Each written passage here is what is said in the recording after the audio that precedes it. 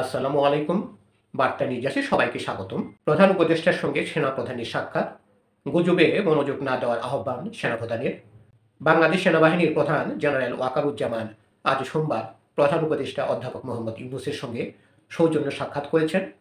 বৈঠকে প্রধান উপদেষ্টা বর্তমান পরিস্থিতিতে বেসামরিক প্রশাসনকে সহায়তার সেনাবাহিনীর ভূমিকা নিয়ে আলোচনা করেন এবং আইন শৃঙ্খলা রক্ষায় তাদের অবদান অব্যাহত রাখার জন্য কৃতজ্ঞতা জানান। দর্শক, আমাদের চ্যানেলটি সাবস্ক্রাইব করে আমাদের সঙ্গেই থাকুন। প্রধান উপদেষ্টার প্রেস উইং থেকে পাঠানো এক সংবাদ বিজ্ঞপ্তিতে এই তথ্য জানানো হয়। বৈঠকে প্রধান উপদেষ্টা বলেন, আগামী জাতীয় নির্বাচনকে সামনে রেখে সেনাবাহিনীর এই ভূমিকা আরও সুসংগঠিত করা জরুরি। এর মধ্যে স্পষ্ট কমান্ড কাঠামো ও সব বাহিনীর মধ্যে ঘনিষ্ঠ সমন্বয় নিশ্চিত করার উপর গুরুত্ব আরোপ করেন তিনি।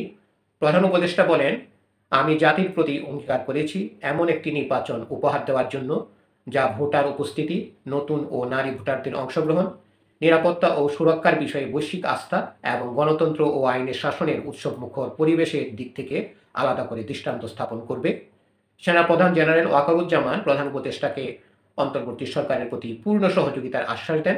একই সঙ্গে তিনি গুজবের প্রতি মনোযোগ না দেওয়ার আহ্বান জানিয়ে বলেন, পুরো সেনাবাহিনী সরকারের সব উদ্যোগ ও কর্মসূচি সফল করতে প্রতিশ্রুতিবদ্ধ।